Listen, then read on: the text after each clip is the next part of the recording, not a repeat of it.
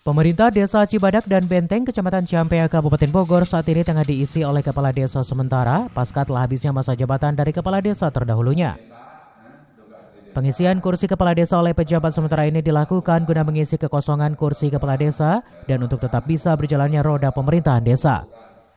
Jabatan yang diemban oleh kedua kepala desa sementara ini pun melalui proses pelantikan dan pengambilan sumpah keduanya di hadapan sejumlah tokoh masyarakat dan para pejabat pemerintah desa dan Kecamatan Ciampea.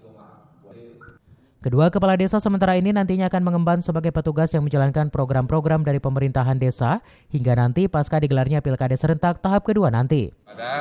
Ini merupakan staf pegawai kecamatan terbaik lah, bagus kinerjanya, hanya oleh kita ditugaskan sebagai pejabat kepala desa Cibadak dan insya Allah nanti akan melaksanakan amanah dan melanjutkan pembangunan yang ada di desa Cibadak dengan baik.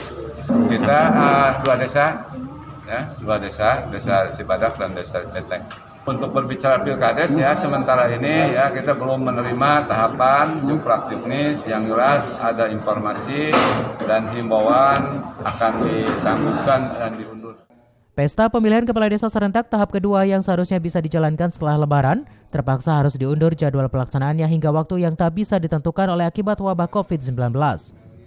Dari Ciampea, Kabupaten Bogor, Mande Jajar melaporkan.